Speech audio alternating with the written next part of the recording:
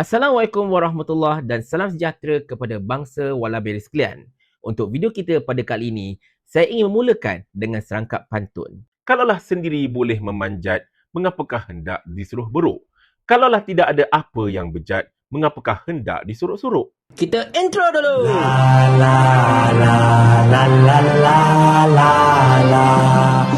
Cerita dia macam ni, tuan-tuan dan puan-puan sekalian.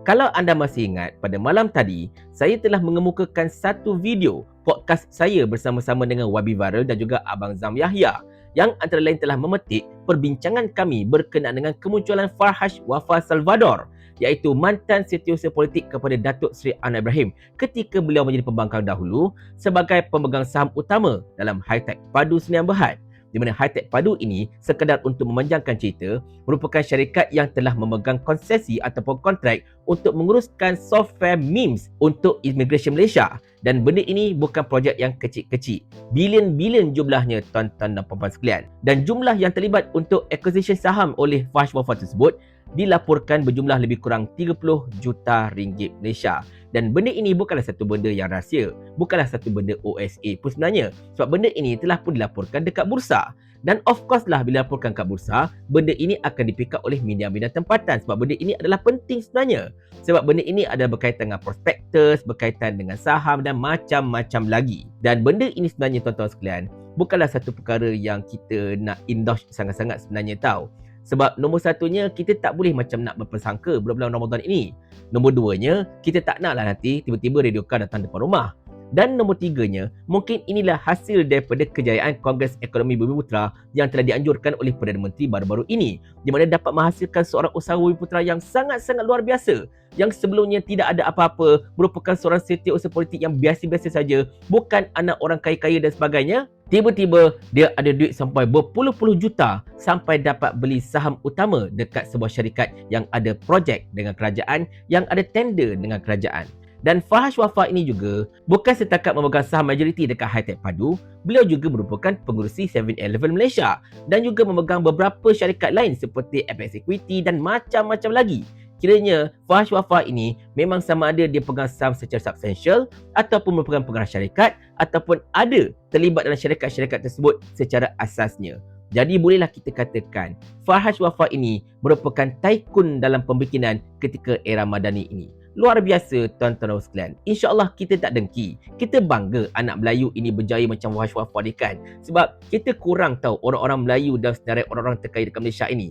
Jadi sekiranya kalau dalam era kerajaan Madani ini tiba-tiba Farhaj dapat duit juta-juta sampai dapat beli syarikat itu, ini dan sebagainya, then okey lah, tak ada masalah lah kan. Cumanya ada satu perkara yang menjadi persoalan kita pada ketika ini.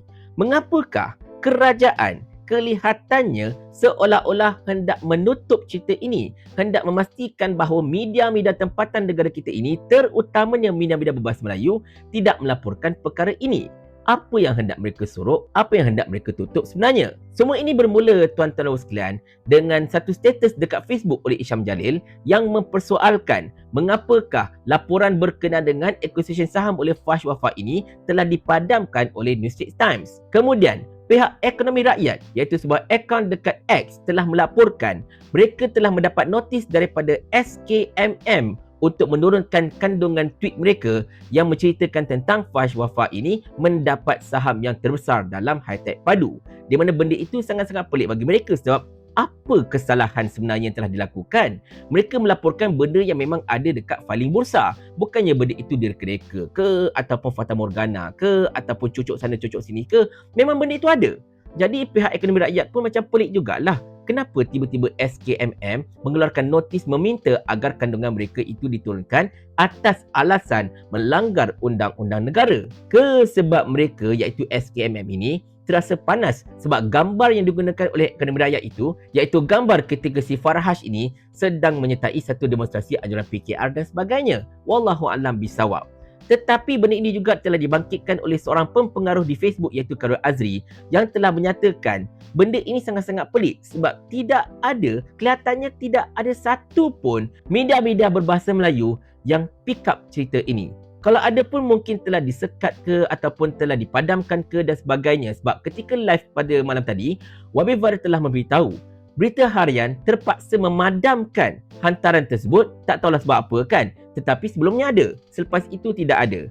Jadi rujukan kami pada ketika itu cumalah akhbar-akhbar berbahasa Inggeris.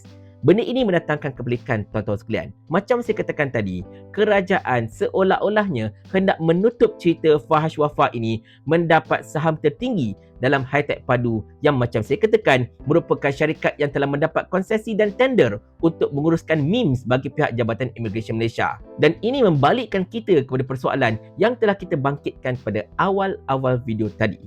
Kalaulah benda ini tidak ada apa-apa unsur rasuah ke ataupun penyelewengan ke ataupun tak ada benda yang pelik-pelik lah, mengapakah mesti disuruk-suruk? Mengapakah mesti hendak dirahsiakan? Mengapakah hendak disembunyikan daripada pengetahuan umum? Sedangkan benda ini adalah penting. Apa-apa pun benda ini akan terlibat kepada kepentingan awam. Jadi kita sepelik jugalah mengapakah cerita Fahash Wafa ini seolah-olahnya hendak ditanamkan begitu sahaja. Ada apa-apa yang hendak disembunyikan ke masalahnya kan? Tetapi tuan-tuan sekalian, bila kita mengenangkan kembali tentang kerajaan perpaduan madani ini, apa yang berlaku, apa yang mereka buat ini bukanlah satu perkara pelik sebenarnya. Sebab kerajaan ini kan kerajaan mereka. Mereka boleh buat sesuka hati mereka pun. Sedangkan Liberal International pun terpaksa menurunkan PKR daripada senarai ahli mereka. Sedangkan Google pun sampai tidak ada carta USD to NYR disebabkan oleh arahan mereka mungkin. Dan kini tentang cerita Fahash ini adalah kacang saja tuan-tuan sekalian. Sebab apa? Sebab Sani Hamzan dah kata macam ni kan. Kerajaan ni kerajaan kami. Jadi ikut suka kami lah. Paling kurang aku ada formula. Ni kau ada menteri berlambak-lambak ni satu formula pun tak ada. Otak letak dekat mana? Saya ulang. Sampai Abang Jamil mampus.